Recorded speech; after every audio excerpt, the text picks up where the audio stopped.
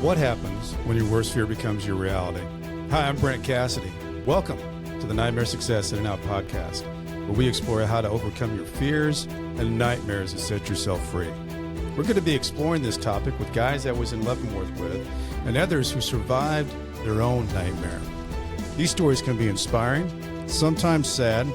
There's some humor, but hopefully you can come away with a nugget of something that'll help you knock down some of the prisons you built up in your own mind. All right, welcome back, Nightmare Success In and Out listeners. We are back. You know, this is where you come for what happens when your worst fear becomes your reality. How do you adapt, survive, overcome, set yourself free? Well, as you all probably know, I sound like a broken record when I talk on here about, you know, when people get indicted, 97, 98% of those people do a plea bargain, go to prison, and they don't fight. They don't fight the system. Well, it's different today.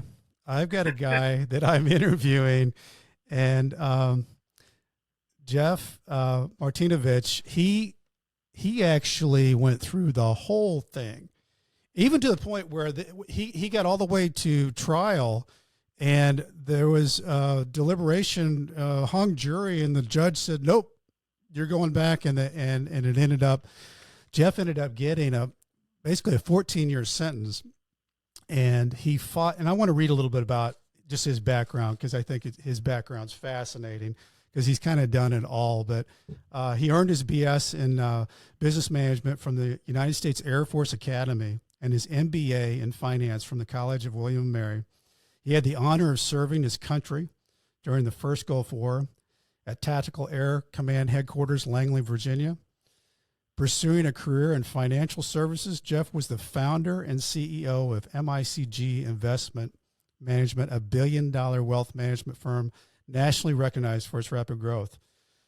Following the 2008 financial crisis, MICG hedge funds experienced some regulatory scrutiny and allegations.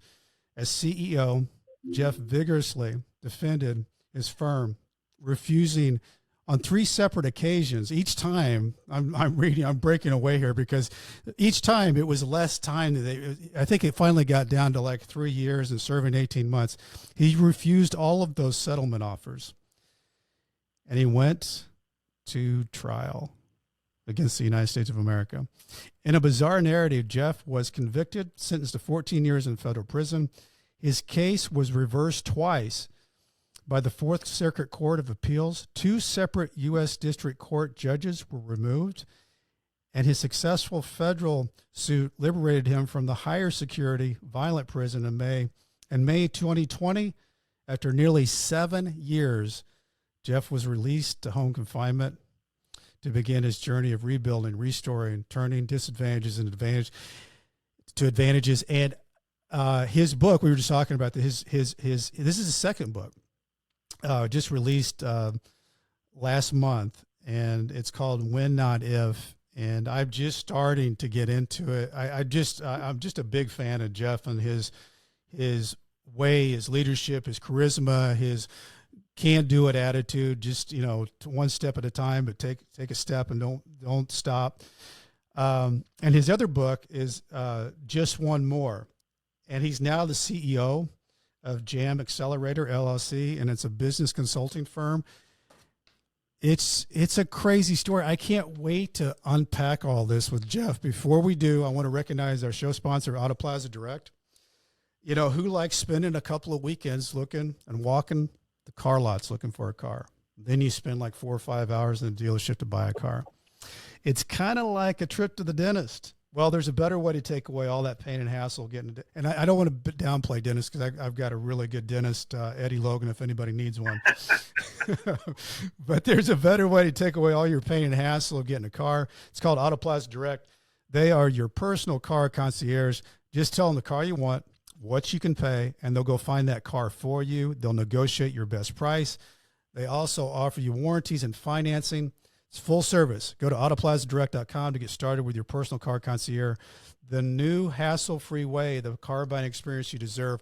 Autoplaza Direct. Tell them Brent from Nightmare Success sent you. All right, folks. Jeff Martinovich, so happy you're here. How are you, man? I'm fantastic, Brent. I got to tell you real quick, I want to talk to those sponsors of yours because the first thing I did when I got home is like, I got to get a car, and I'm so dumb, and I'm doing it online because I can't go anywhere, to look at what. So I buy a car out of Chicago. It shows up, 100 days late. Clearly, it's been through a flood. And I lost so much money, and I had no money at the time. You needed Autoplaza Direct. That's what I'm saying. I should have known those guys. I've made a lot of dumb investment decisions, but that was still my dumbest yet. I love it. And for those who are listening and watching, Jeff, when he got home, he's been on the CARES Act, put people on home confinement, but it's not all, daisies and roses. You have to wear an ankle monitor. You probably have to be in by 9 o'clock. You have travel restrictions, but what Jeff and I were just saying, it's better than the alternative. It's better than being in prison. And your journey through all that was, I want to jump into all of it. Before we do, Jeff, you've got such a interesting history because you've got the military mixed into this, and then you get into the entrepreneurship of building a company. And one of the things I thought that was interesting about your story and building the company was that it seemed like at a time when all that financial disaster happened, they went after certain size companies, not too small, not too big, but they went after the ones that could sink their teeth in that were just right. It's like the old Three Bears deal. And take it down. I call it purgatory, that, we were too big to not be on the radar screen, but too small to write the $300 million check that makes them move on to the next guy. Because remember, the Federal Reserve and everybody gave all the big banks trillions of dollars and then fined them to just get their check back. Yeah. And it's funny, the whole world kind of doesn't see that. But yes, we, and timing is, that was the craziness of the timing of that time period. It was. That was a little Occupy Wall Street time. Yes. You're going to get some revenge. Your 401k just got crushed. Yep. So people were looking for scalps. They were, and I was too naive to just understand that could ever happen.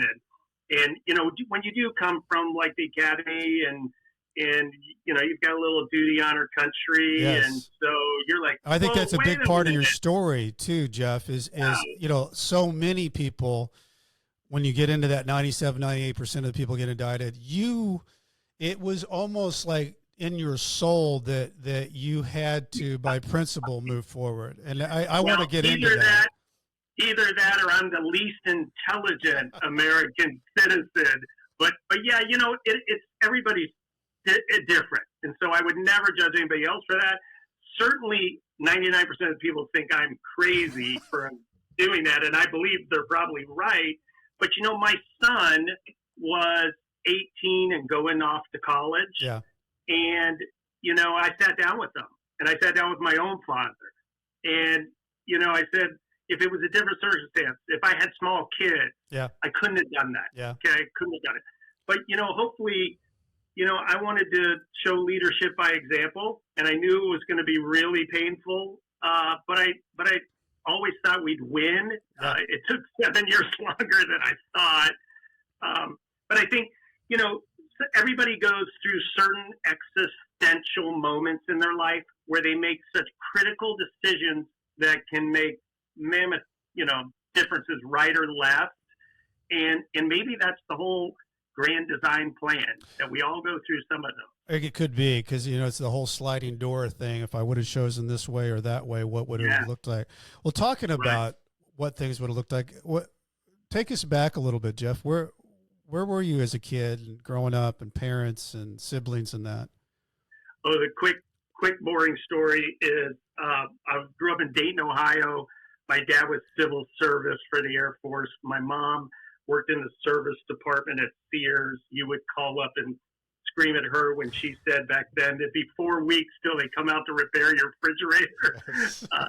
And I played sports all my life, and I was very lucky to get a congressional nomination and a basketball scholarship to the Air Force Academy. And so my first question was, where is that? That's in Colorado. Where's that? But I went out there. It was an incredibly challenging experience. But I made the greatest friends that are all still part of my consulting firm right now. I love that about your story. I love that about your story. Lifelong trenches, 35 years. And so when I would cry about how miserable I was there, my parents would always say, it's one of those things that after you do it, you think it was a really good thing to do. And the Air Force treated me amazingly well. I worked on the stealth fighter program, and they paid for my education, of course. So I have been an incredibly lucky guy that, has really gotten a lot of benefits. And so, I think I was very fortunate. By the time I got to my Black Swan event, I had been very trained with all kinds of success and all kinds of disappointments in sports, military, academics, entrepreneurial. Yeah. So, I believe kind of my path was to be prepared to be able to handle it. Oh, do you think, because, you being an athlete and playing sports, both you and I played sports, how do you think, I often think that figuring out how to win, being on a team, the ups and downs of the locker room, I also think that somehow feeds into entrepreneurship too. What's your feelings about that? Absolutely. All the way through, I never forget the day at Fort Dix, New Jersey Federal Correctional Institution. I walked into the gym to play basketball, and I was able to borrow someone's shoes, 2 sizes too small and all that. And I'm lacing up my shoes there. I am one of like 1,000 people in there, and I'm probably the only demographic of my same demographic. And I said to myself, hey, we did this before. Yeah. We're back at zero. We're just starting again. We proved ourselves before. We're going to do it again.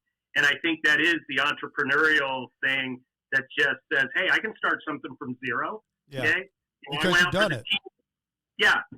And I think I always say to Cole, my son, the only reason we know all these business things that people like ask us, how do you know that? It's purely learning by doing. Yes. And, there's no rocket science to any of this, but if you do it, next time you're going to know, and you can help a whole bunch of other people do it too. So true. And I think that, just doing it, a lot of people will keep learning and learning, but they're afraid to go out and just do it. And I think that's one of the incredible things about your story, which I think is going to be so helpful for people to read your book. For some people, it's hard for them to wrap their mind around, going from 0 to 1 billion and then going to zero. But then having it in your DNA to say, you know what, they didn't take my brain. I can recreate. I know how I built it. I know how to build.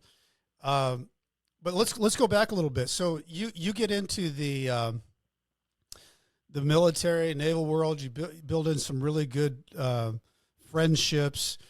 How do things progress for you? Because, a lot of people just go to the military, they stay into it, they get ranked and they move on. Right. You had the Gulf War experience. What were you thinking at that time as in that time period in your life? Were you thinking I'm going to stay in this military world, or were you thinking I'm getting out, I'm going to go create? What was going on? I have to go back to my father, who grew up without a father, extremely poor in the steel mills of Johnstown, Pennsylvania, who basically then taught himself everything from that point forward in real estate, stocks, things like that, and for the teeny little bit of extra money we had. So I had a lawn mowing business and a snow shoveling business, and I saved up $500, and I bought my first stock. It was Cedar Fair, which owned. How old would you have been, Jeff, at that time? Yeah, like 15. Because at 16, I wanted to buy a car, right, in Ohio. So by the grace of God, super pure luck, this stock like almost doubles. I cash it in. I go, this lawn mowing client of mine has this Ford Firebird, 1975 Firebird in the garage. And I'm like, hey, how much you want for that Firebird? And he says, he was an Air Force guy moving, said, I'll take $500. I said, done, I'll be right back. Got it. So from that moment forward, I was hooked on investing. Yeah. I was hooked on wealth management. And, as opposed to one other occupation is the oldest occupation in the world, making other people money, you're always going to be successful. Yep. You can do it 100 different ways. And so I really enjoyed that part of the business that where, I could help you in how it works, which, people think, all the negative effects. 98% of all financial people are the greatest and most ethical humans in the world. And they realize the more people you help, the more you prosper also. And sure. So it was just a concept that aligned with me. Mm-hmm. And I was just, again, so lucky to get in a business that was like perfectly aligned for what I wanted to do. How'd you get in it? So I got my MBA at William & Mary. I was able to get out of the Air Force after about 5 years. And again, I always said, hey, if you have an F-15, you need a guy back, I'll be back anytime. And I became a rookie stockbroker and at a firm called Wheat First Securities, who eventually got bought out 10 times. Yeah. And I said to the manager, I said, so how do I get paid? He's like, you can make as much as you want. You just got to make it. And I said, whoa. You mean there's like no limit on the amount of money I can make? Yeah.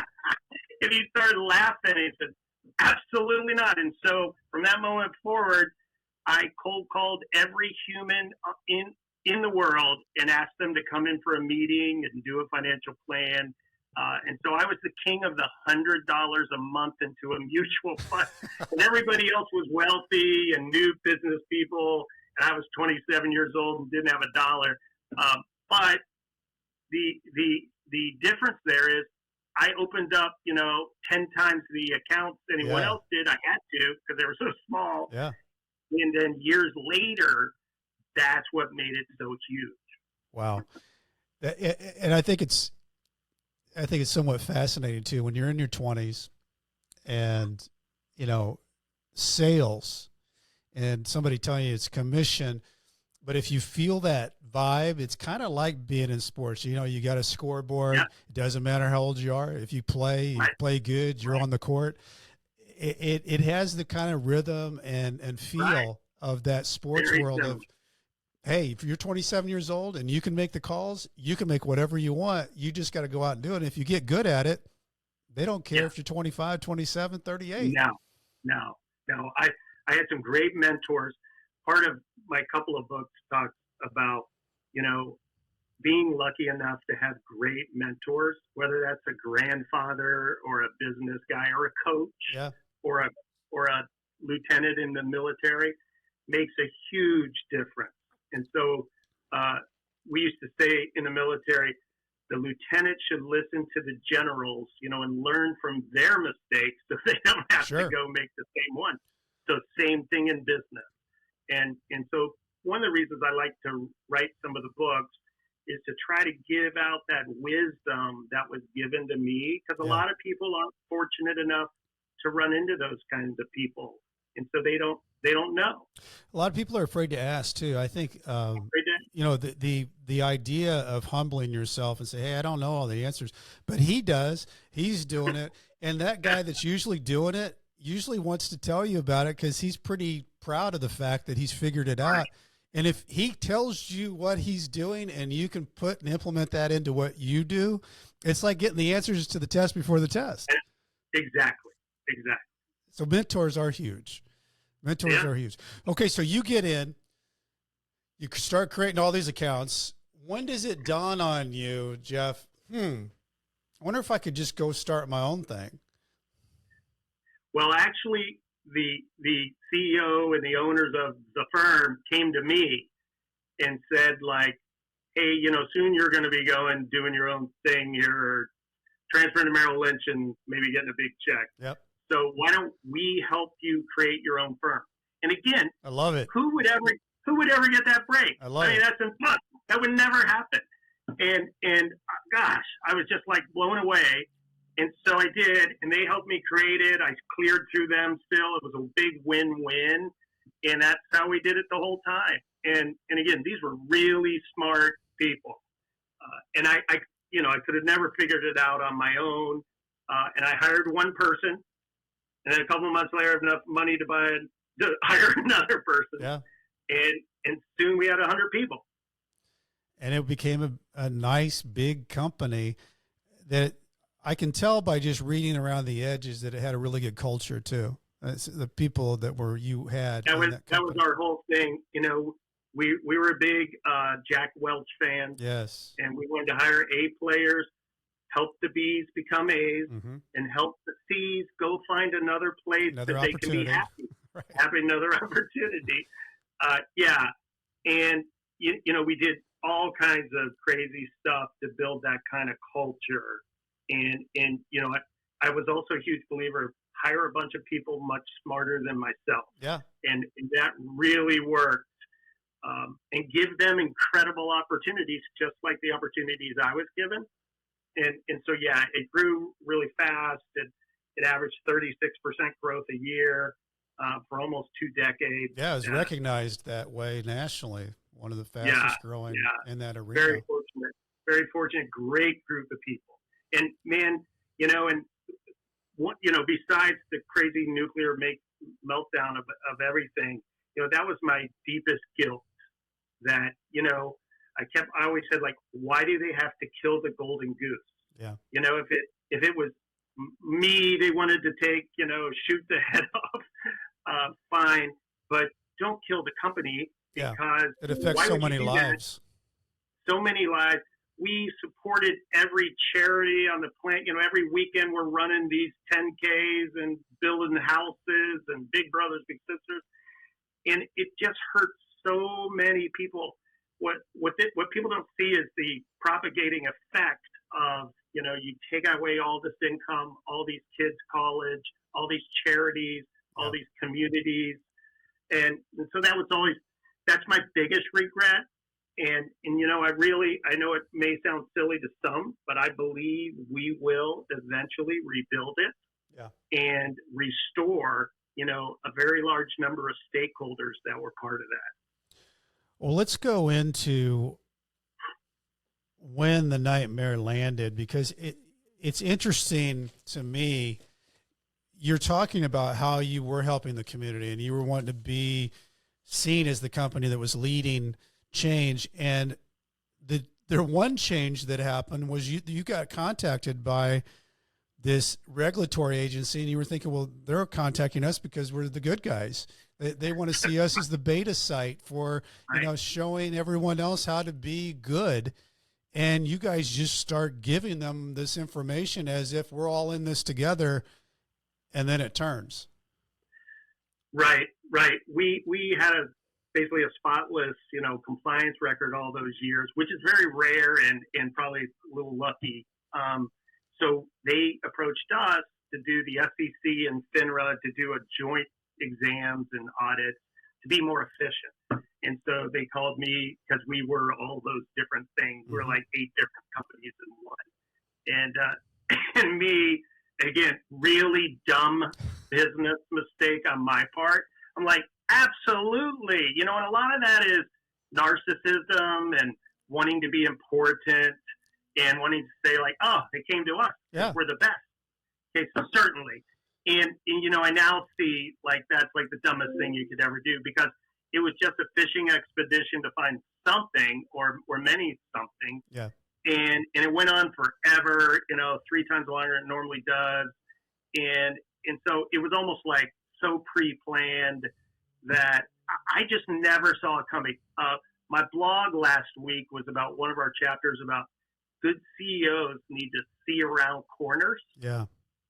and you just need to figure that out. And you need to be a little cynical. And unfortunately, now with all the companies we help, I'm like the grouchy granddad, cynical guy. Think about this. And I'm like, yeah, no, that's not what they mean. It's this, and I used to be the young, naive cheerleader. Yeah. So hopefully I haven't become too cynical. No, I would say that you're definitely balanced out, because you don't lose that in your DNA.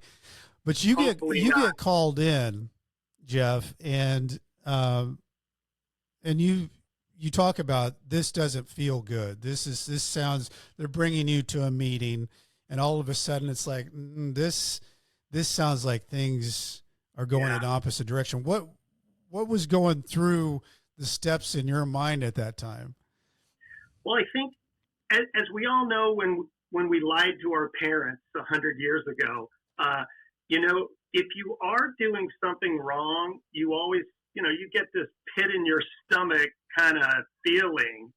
And I either was just so naive or there wasn't nothing wrong that, I just never had that feeling. I just never thought, there's nothing here. I still believe that 1,000% today. There's nothing here. So when they bring you in and they start asking you all these questions, and they put a stack of 100 emails in front of you, and they pull out each one and they go, what do you think your investment banker was trying to say there? And I would say, well, I don't know, but there was never one thing that ever caused me any concern. So that's why I felt it just would be, not to be too dramatic, but immoral and unethical for me to say that these guys in our company did this or I did this, because I just never saw it throughout the whole event. Okay. So Jeff, you get into and out of that meeting. What's the next thing that starts happening with you and the company? Well, I think, as you were just speaking of, it goes into like a tornado, and just everybody and everything, and you have so many people and so many competing interests, and it really does start to be this like nightmare that you think this just really can't be happening, and I'll fix this, because us as entrepreneurs, captains of the team, we're like, oh, that's just another problem.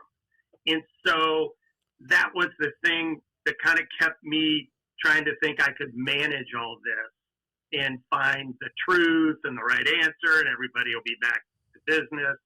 I remember even one time before trial, I said to the attorneys, like, I was a president of YPO, Young Presidents Organization. And, and that is a great organization. So if you need anything, what do? You pick up the phone and you call somebody. That's all part of the deal. And so I said to them, this is crazy. Who do I call? Yeah. And I remember the attorney saying, for this, there's no one to call.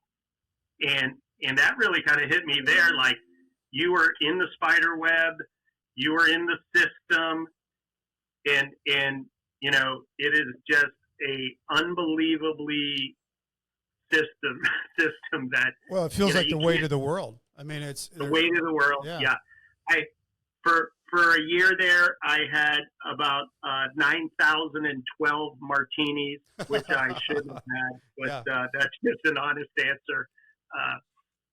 And you're just trying to like navigate this terribleness all day, all night. Lawsuits start showing up all hours of the night. Yeah. I became good friends with the sheriffs and all the servers, because they were coming by so many times.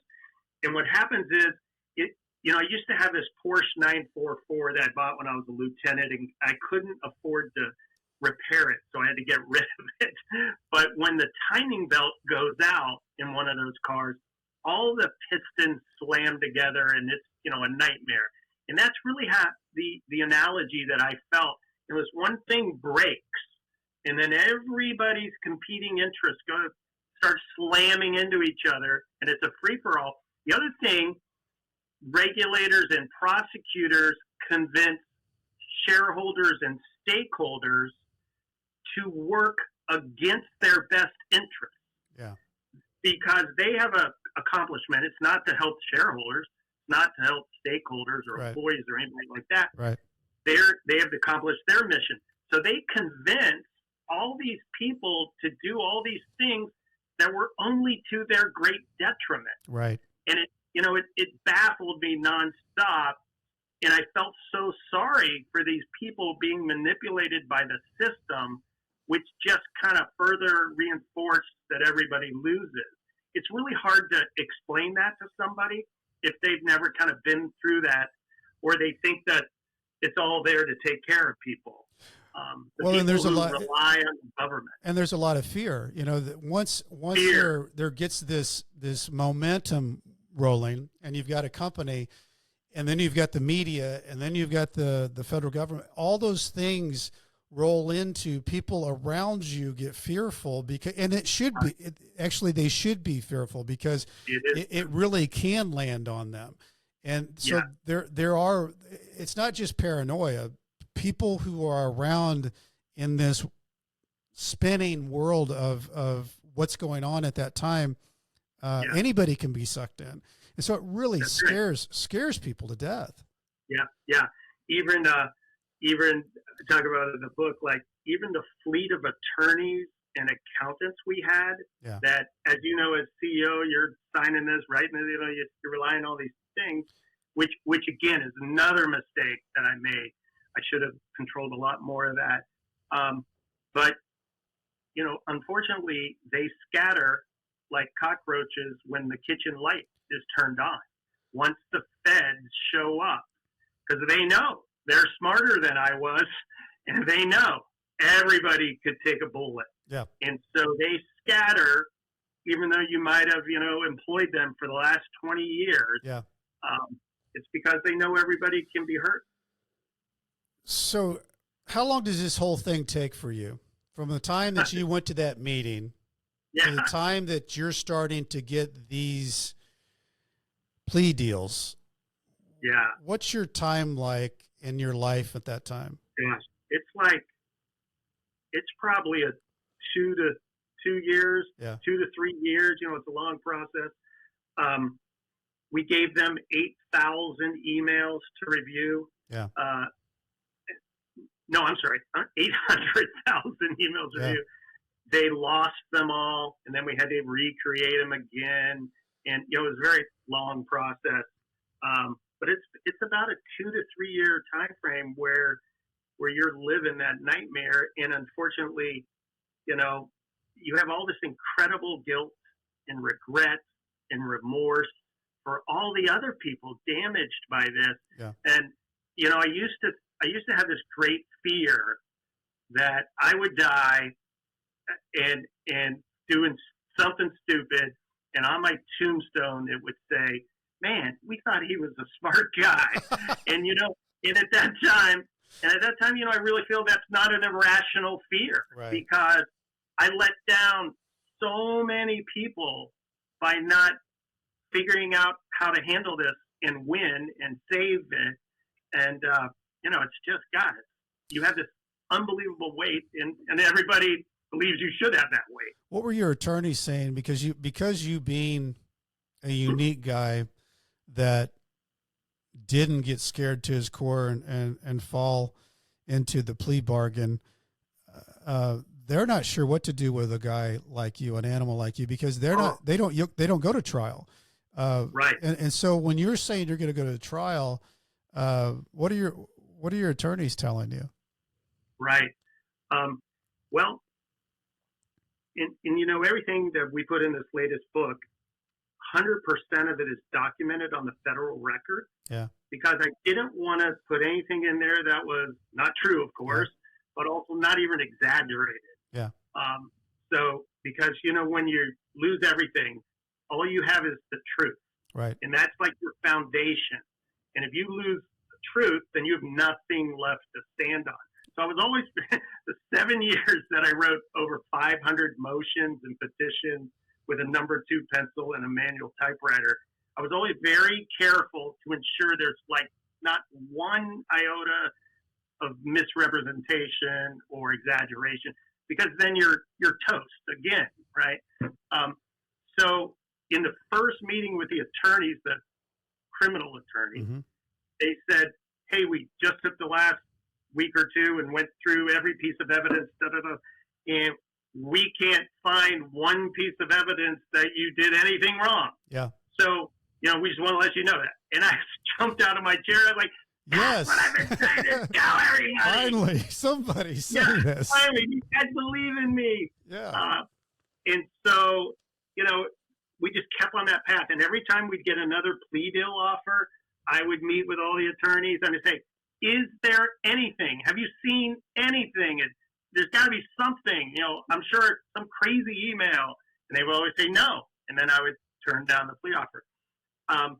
And so I was just so kind of naive, very naive, that I believed I could talk to 12 reasonable people.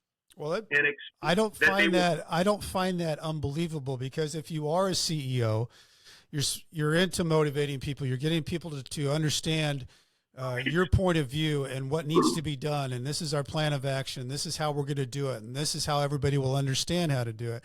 Yeah. That doesn't seem like a faraway thought that you should be able to explain. It didn't at the time. Yeah. Yeah. Well, before we get into the trial, I want to recognize our show sponsor, White Collar Support. Nightmare Success is sponsored by the White Collar Support Group. It's the world's first support group devoted to people navigating the white collar criminal justice system. I'm a member of the White Collar Support Group, and I can tell you this is a bunch of people who help each other through the criminal justice journey for free. Whether you're just starting your journey or have made it through to the other side, this is a great space for you. You can join us on Zoom, Mondays, 7 p.m. Eastern Time or 4 p.m. Pacific. For information, go to prisonist.org. That's prisonist.org. Start here. So, Jeff, once you realize that you're going to step into that courtroom, I know there's a lot of preparation and a lot of things that go into that. And that's a whole world that, very few people go into a federal courtroom and say, I'm going to fight. In that time period, were you walking in thinking, if I can just have my day in court, we'll get this cleared up? Yes, that's exactly right. That's what I thought. And until 10 seconds into the beginning. And what happens? Well, the judge, who was later removed from the case, was greatly censored by the appeals court for just like there was a mission.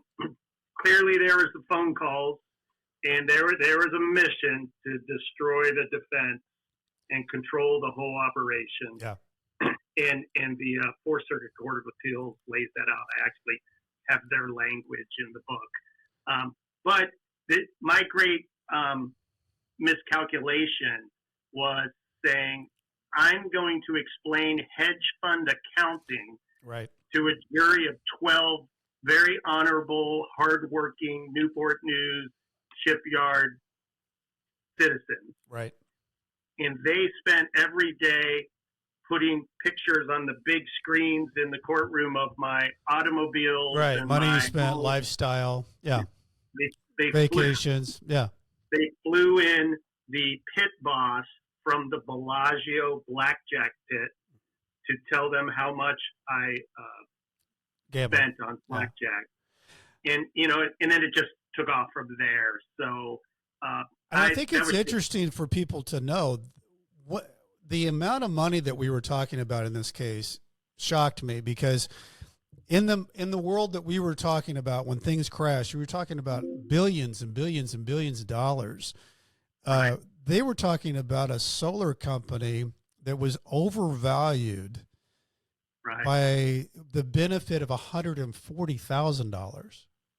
That's right. And that was in that same period, we had about $8 million of fees. Yeah. And so for the reason I just thought it was so fantastical was that for that 0.001% or whatever that is, I created a huge conspiracy to manipulate all of the firm's management team, all of the external valuation experts who did audit, and the AICPA certified auditing firm. So for that .001, I was pretty masterful how I did that. Very masterful. So you get through this crazy trial, and it's like the movies. Except I guess it's something more like the movie. How do you find out that the jury is having a difficult time with their deliberation and they're hung up? Well, we were in the courtroom, and they came back and they said, there's a number of the people that just can't find any evidence to convict. And the judge again stood up and directed them. This is after about 4 or 5 weeks, of these guys being away from their lives and their families, and they were incredible people. Mm-hmm. And so Friday late night, he instructs them, you will be back here Monday to start this all over and go through it again. And, you could see it in their faces. And then Monday morning, they came back, and an hour or two later, and everybody's guilty. So everybody could go home and back to their lives. And you know what? I don't blame them. It's such a crazy process that they had to get on with their lives too. So you find out you're guilty. They come up, they deem you guilty. And what's the time period that you had between that guilty verdict to finding out what your sentence was going to be? Boy, that's a good question. It's such a blur. It is a blur. It was a blur to me, and I didn't go to trial. Yeah, maybe it's a month or two, or I don't even know if it's that because you're long. Like in no man's land. Yeah. My no man's land was pleading guilty and then being sentenced and then having 2 months to wait to find out where I was going to go do prison. You were waiting to find out what your sentence was. You get pulled back in there. Did you have any idea that they were going to have the type sentence that they had? Well, an honest answer is the attorney said, like, hey, if everything goes terrible, you'd be looking at like 10 years.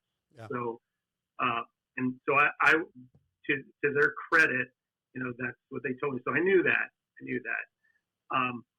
Yes. And then when they started the sentencing and the judge went on a soliloquy for, a half hour about automobiles and houses and lifestyle, which, had nothing to do with a solar company valuation stock. Mm-hmm. It's clearly a constructed process. It is an objective to strike fear into the mass public, and they accomplish it very well. Mm-hmm. And one of the things which you've done such an incredible job with, and I'd love to follow in your footsteps, is, there's 100 things about that process that are just morally, ethically, logically wrong. And I'm going to do everything I can for the rest of my life to help make it better for other people. Mm-hmm. Now, I'm a great supporter of keeping crime off the streets and all the violence and all those things. Okay, but I'm also a great supporter of what they teach you at the Air Force Academy is ethics and fair. And so it's just the whole process is designed to accomplish an objective. And again, not to get on too much of a rant today, but the process from front to end is just dumb. Mm-hmm. It accomplishes the exact opposite objective of what it says it's trying to accomplish. So there's only two answers to that. There's incompetence, or that's not really the mission. Mm-hmm. It can't be anything but that. But if we want to make the world safer, we want to make the markets better, we want to help, people rehabilitate, whatever that would be, you would do the system 180 degrees from what it is set up to do. Sure. You know that 100 times better than I do. Well, we both lived it. And I can't imagine, though, on your journey, going through the trial, going back to sentencing, the judge comes out with the sentence, and what's going through your mind at that moment? Well, I'm still in the mode as I still am today. No problem. We're going to fix this. Mm-hmm. We're going to do an appeal, and I'm going to figure out how to do that appeal. And I guarantee this will be reversed. Yeah. And so I never had the breakdown moment. Yeah. Actually, I one day talked to like a counselor in Norfolk, Virginia. I only went one time, but all my friends were like, "Man, you got to go." This is crazy. And I said to him, I said, "Hey, is it just some moment I'm going to like be walking down the street and I'm just going to like fall on the ground and have a heart attack? Nervous breakdown? Yeah. Nervous breakdown." And he said, "No." He's like, "No, I don't think you're ever going to do that."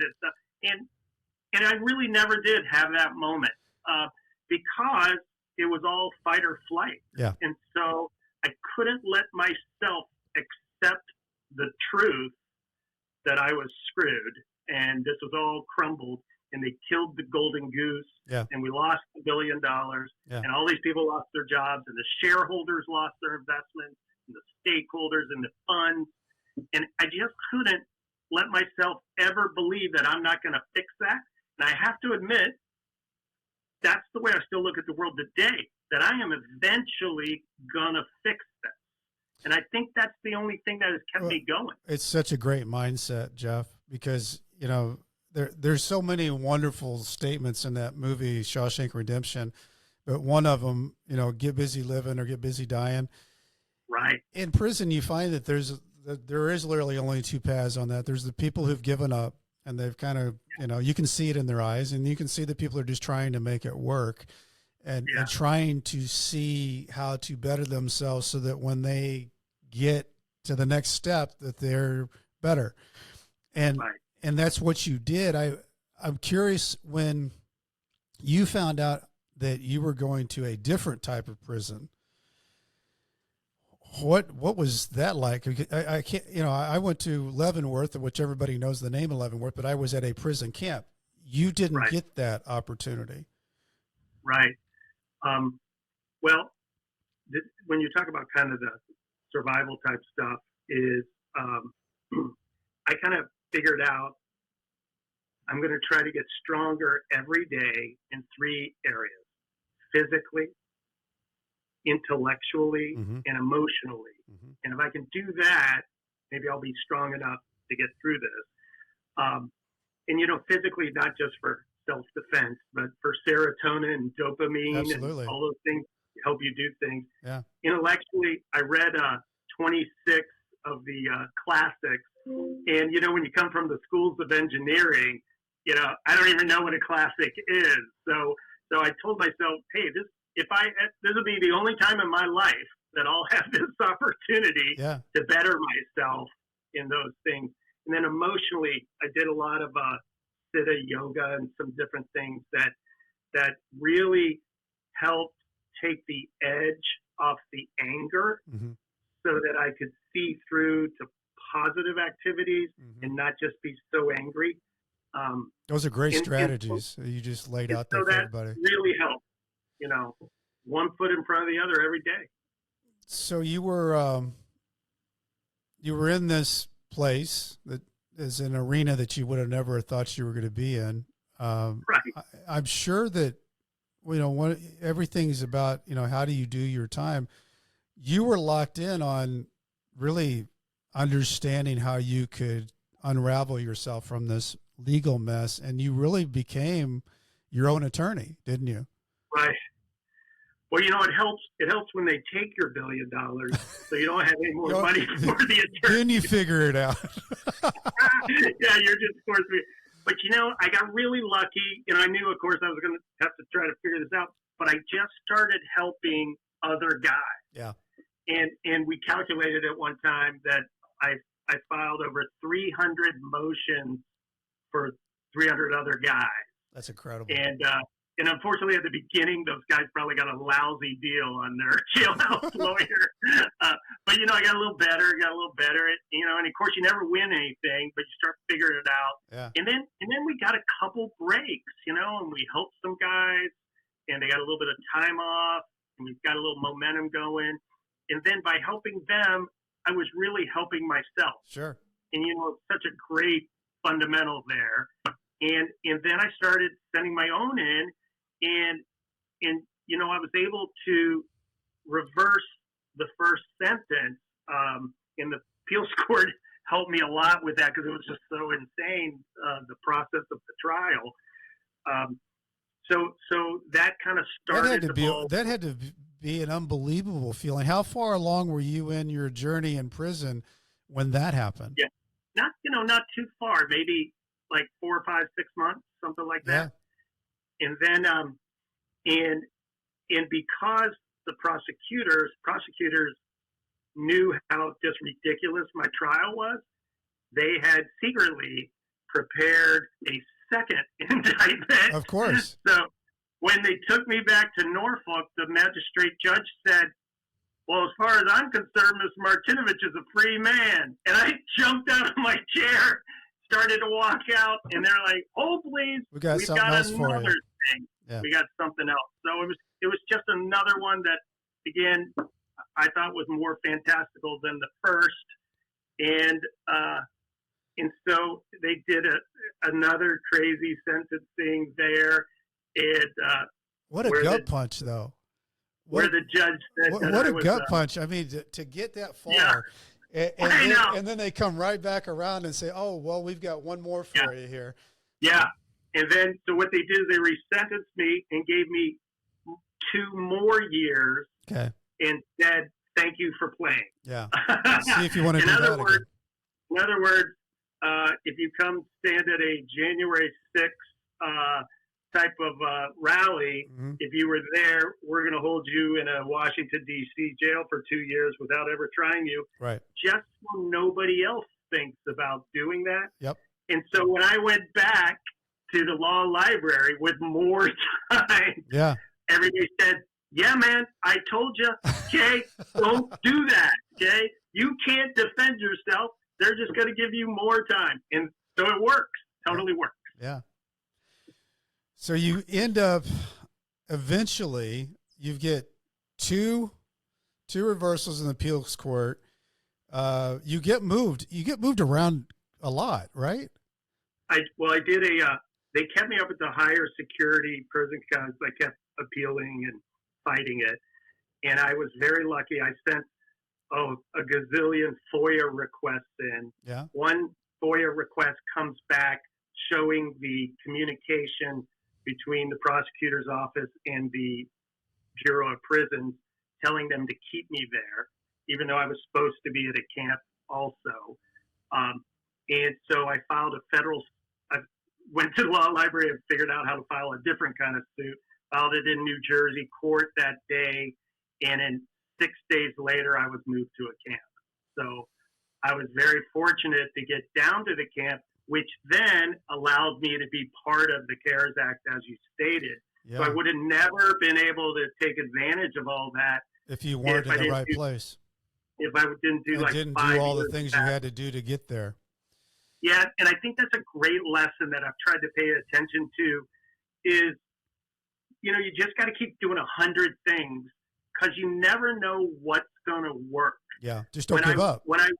Don't give up. And when I won some of these appeals, that it was always the arguments or the grounds that I thought would never win. Yeah. And the ones that I thought would really win, zero success. Isn't that interesting? So I think you got to keep doing like 100 things in parallel. Mm-hmm. And it's going to be the things you never imagined that connect the dots that get you where the universe wants you to eventually get to. It's interesting. So yeah, true, though. Yeah. So Jeff, the craziness of the pandemic happens. I can't even imagine being in prison in the pandemic because it gave the prison world such an easy way just to lock everybody down, take away whatever we consider privileges like visits and telephones and yard time and all those things. Those are all shut down. When do you find out that you might have a possibility of getting out? Well, with the First Step Act, and they made a list. I don't know if you remember this, but they made a list. They told us we were going home. We all called our families and everybody, and everybody went crazy. And a week later, they came back and said, "Oh no, that wasn't the right list. You're not going home." And so it was, that was kind of terrible. So I kept not being on the list. And then eventually, when they tried to do a better job of getting people to go there, there's a crazy story of Ashley had a friend of ours, Joy Talley, who's a really famous psychic in Virginia Beach, Virginia, had said to Ashley, "Hey, Jeff's going to go home next Friday, and he's going to be the second name called on the list. I swear this is a true story." And she told me that on the phone. And then that next Friday, I was on the phone with her, and I said, "Hold on 1 second." And my name was called the second one on the list, and that I was going home. Wow. So it was a really that crazy is situation. wild. And I don't want to skip over the deal with Ashley either, because you, not to jump too far ahead, but when did she come into your life? Of course, when the nuclear meltdown was happening, the marriage, dissolved. It's totally my fault. So later, Ashley had actually worked at our mortgage company we had, and we were good friends, and she was a good A player.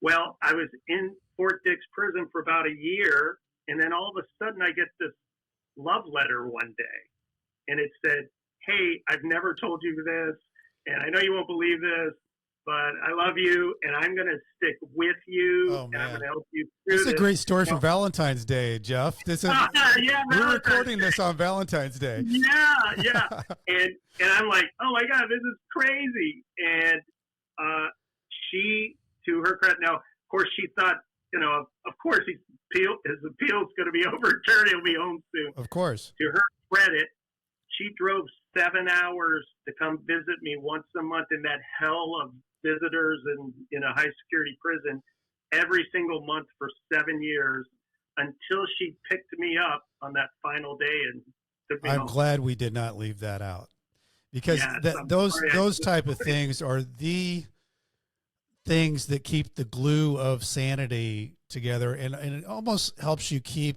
a straddling a fence to the outside world, to know that somebody's out there that cares, somebody's out there that is helping you plug into the outside world. You and I talked about this, Jeff, when we were off the interview, but my wife was the same.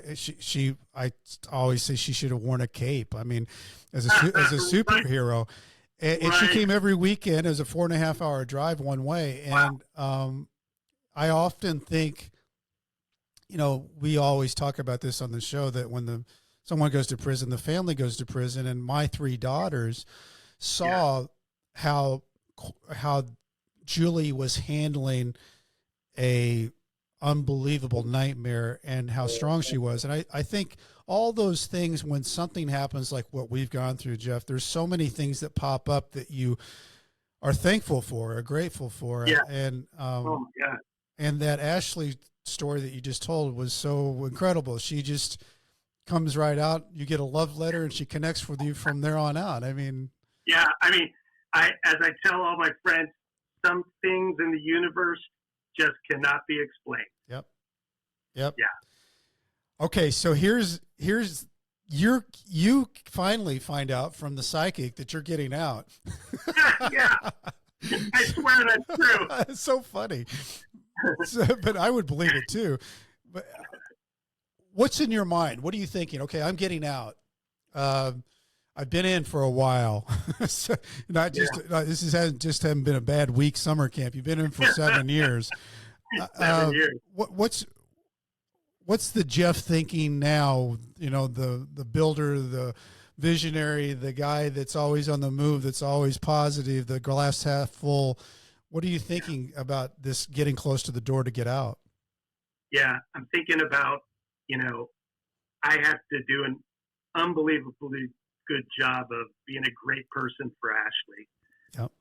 My son Cole, and my mother, and so you know, you have such guilt that I left them for all that time. Yeah. Especially when you're the leader, you know, and you're the provider. So there's so much.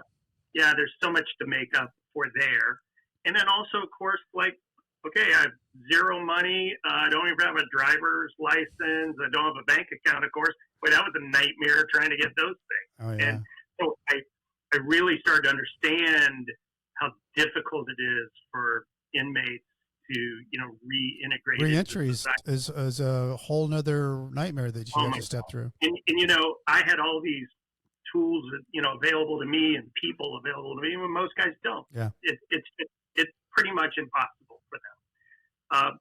So the day I was home, the next day, Brian Redines, who was my roommate at the Air Force Academy and has been extremely successful in business after 20 years in the Air Force, hops in his jet and flies out to Norfolk from San Diego and says, "Oh my God, man, I've got all these problems in these businesses and I need you to merge these 4 companies together." And I mean, it's just incredible luck on my part. That had to make you feel so. I have these guys. Yeah. And, you know, because they were high up in business, so they understood the reality of how these things happen. Yeah. And these people came out of the woodwork like I just can't even begin to describe, gave me opportunities. You know, I would get up at 4 a.m. every day and I'd work for 4 hours before I go to my halfway house job, you know, and I was just doing all these things for free for people that eventually came back to me with a lot more opportunities now. So it was just kind of a whirlwind. I was a little bit of a basket case. Ashley will tell you. Yeah. An honest answer is pretty much every night, still today, she wakes up to me screaming. So I still have to do much better with all that. Mm-hmm. There's still a tremendous amount of fear and anger. So even though on the outside I do a pretty good job during the day, you can't fake it at night while you're sleeping. That's right. But we're going to figure that out. Well, and I think it's a real testament to you that the guys that you were with when you guys were young and going through this stuff with the Naval Academy and in the military, they wanted you. They believe in you and wanted help. You know, that's the thing. Going through everything that you've gone through, Jeff, you're that much better to help. You know, you're that much better of a CEO. You're that much better of understanding and having a different perception of things because of what you've been through. And I think that's this extra seasoning you have now is you didn't lose the people that really truly believed in you, and they still want that Jeff that knows how to make things work. But you also are a person now that have gone through all this. So you're the same Jeff, but different from the fact that you've experienced some things that you would never have thought you would have experienced. I think as maybe you've had these same moments where back when we were, you know, so successful and making so much money, I wonder, would I have taken the time out of my selfish day, you know, to help these other guys as much as they've helped me? Yeah. You know, I hope I would, but, you know, you never know until you're put in these situations. Well, and I think the other thing that doesn't go away, you're what, 3 years? Is it 3 years out? 4 years out? 4 years out? Almost 4. Yeah. I find myself, because I've got grandsons now that are twins that are about 18, 19 months old. That's impossible. there's family moments that I still have. I've been out 7 years, and because of what you and I have experienced, I still get that feeling sometimes just silently to myself when the family is around and things are good. I'm just so glad I'm here. I'm just feel really grateful that I'm here. I'm here because I wasn't. Moments. Yeah. And the one of the unbelievable miracles. So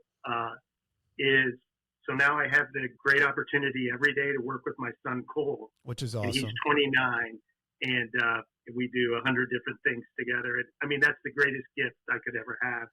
And Ashley and I now have little 2-year-old Carly, which is a miracle. And so that's a way that I'm just we got to force ourselves to be strong for another 20 years. You got to be. But it's a true story. It's a true story that after we selected the name and like a month later or something, Ashley looked up what does Carly mean, and she started to cry because it means free man. Oh my gosh. Which is unbelievable. I didn't know that. Yeah, I didn't know. My little daughter's named Carly. So, is that right? Yeah, so that's amazing. That is amazing. Wow. Let her know that. Wow, I will. So, Jeff, what are you doing now? Well, I've been really fortunate. This corporate law firm here in downtown Norfolk has partnered with us, and I have my 4 or 5 Air Force Academy guys. And basically, what we try to do is help companies. And certainly, so I always say, like, look, who would be better to help you? Because no human has made more mistakes than I have. And so we really just enjoy small companies, CEOs, CFOs, and helping them grow. I love it. Helping them do things that, maybe see around corners. Yeah. And so we're doing tons of stuff like that.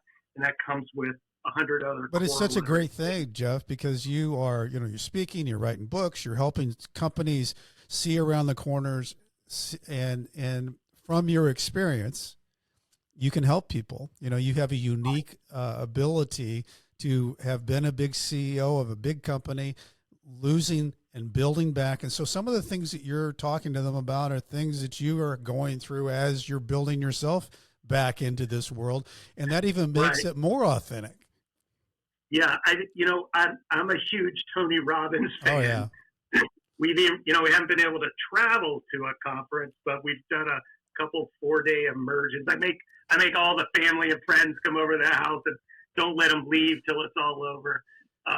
But I think why he is so terrific is everything he teaches you is through a real story. Yeah.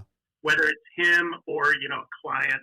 And so what I'm trying to do in the book, and then I'd love to travel the country and help all these corporations and organizations. You will. And I try to teach every lesson with real story. Yep. and I guess if you've gone through a whole bunch of crazy stuff, there's plenty of material to be able to teach us. And I think, for the last 4,000 years, man has sat around the fire and told stories. And so I think that's how people learn best. Absolutely. I think it's they say when you tell a story, people turn on a movie in their brain. And I think that's why stories work so well. And they can analogize it and fit themselves into the story. Well, I always ask people this, Jeff, at the end of the interview is after everything that you've gone through, and you've been through one heck of a journey, and you survived, and now you're thriving back out into the new world that you are in. What do you think is your greatest takeaway for the listeners out there? It's probably pretty cliche to say, don't ever give up, and resilience and perseverance, because there's so many strong humans out there that have done that. So hard. I'm just happy that, I was maybe as strong as them. But I think it all comes down to, of course, you got to be positive or otherwise you give up. But it's got to come down to you got to get through these things by thinking through a plan. Not that it's always going to work, and you might have to change it 100 times, but you need a strategy, you need tactics, and you need to work on the holistic thing. You do need physical, intellectual, emotional, and you got to think, what am I going to do today that's going to be the most productivity for when I pass out in my bed or my bunk at the end of the night? Did I make forward progress? And you can't wait the day. And then again, because it's going to be the things you don't think that make the huge difference. And you'll never see it. We're not smart enough, or we're not granted the power enough to figure that out. So you got to do so much stuff that you look like a Tasmanian devil next to all the people around you. Yep. And that's the only way, you're going to get out the other end of the tunnel. Yep. So I don't know if I explained that too clearly. No. What's great about it is you've lived it. And that's your story, and your resilience and your determination and your positive attitude and mindset is actually how you survived. And that's a testament to how you're wired, Jeff. And I think only great things are going to continue to happen for you, because you're not going to be thrown down in a ditch. But if you are, you're going to get out. Well, we have a lot of people that still help, and a lot of things to restore.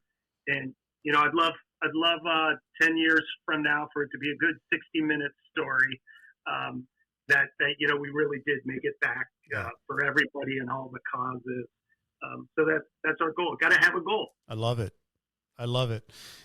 For those out there that are looking for that book, go to Amazon, and it is, I think it came out January, what was it, 14th or 16th?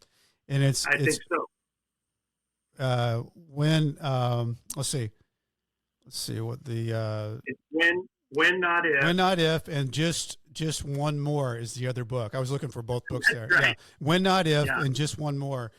And if you're looking for help in the business world, Jam Accelerator LLC, check that out. And Jeff, man, I am so impressed with your story. And hey, if anybody's looking for my book, go to Amazon.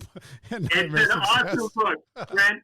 And Brent, thank you so much for what you're doing for everybody. I mean, it's, I just learned about it a little bit ago, and what a huge impact that has. Oh, I appreciate that. And so please keep it going. And all of us, let us know how we can help you on that mission. It's an incredible mission. I appreciate that, Jeff. And anybody, don't forget to follow, like, subscribe. That all is helping. If you got time, a review on Apple somehow puts the show on steroids. I appreciate that. Go to BrentCassidy.com. That's with a TY, a DY. We spell it wrong. And I want to just give a shout out to Homestead Financial for giving me this great podcast here. And if anybody's got home mortgage needs, get to Greg Afdiev. As I used to say when I was writing my emails back and forth from prison, stay strong. I'll do the same. Jeff, thank you so much for being here today. I appreciate it. Brent, thank you so much. Nightmare Success, in and out.